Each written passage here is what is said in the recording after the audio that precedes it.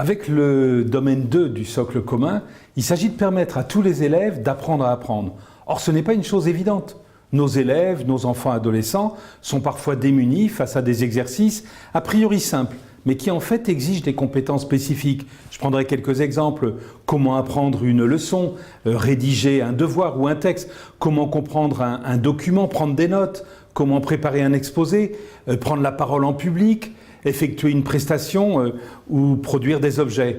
Ces méthodes, ces outils pour apprendre doivent faire l'objet d'apprentissages tout à fait spécifiques tout au long des enseignements. C'est une condition pour réussir les études, mais c'est aussi une condition pour se former tout au long de la vie.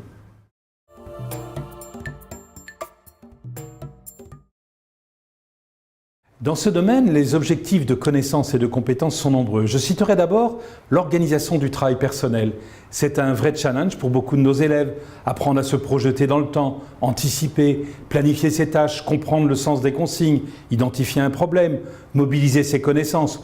Pour cela, l'élève doit mettre en œuvre des capacités essentielles comme l'attention, la mémorisation, la mobilisation de ressources, l'aptitude à l'échange aussi, au questionnement, le respect des consignes.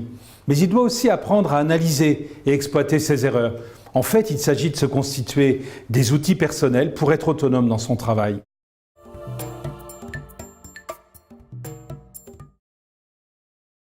Les exemples sont nombreux et beaucoup de professeurs déjà organisent leurs enseignements pour que la classe, l'école, les établissements soient des lieux d'apprentissage, de collaboration, d'entraide, de mutualisation des savoirs.